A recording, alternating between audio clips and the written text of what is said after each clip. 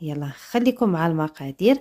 غادي نحتاجو 2 معالق ديال حليب مجفف او نيدو. غادي نحتاجو معلقه كبيره عامره ديال ياغورت طبيعي بسكر او بدون سكر، المهم كيف ما كان ماشي مشكل. معلقه صغيره ديال اللبن، ايه اللبن، ومعلقه كبيره ديال الحليب كيف ما كتشوفوا. يعني راه غير من المكونات راه باينه الوصفه كيفاش غتكون وباينه النتيجه ديالها كيفاش غتكون. غادي نخلط المكونات مزيان مزيان حتى نحصل على واحد الخليط اللي كيكون متجانس وكيكون كريمي، يعني ما كيكونش عاقد بزاف، كيكون كريمي.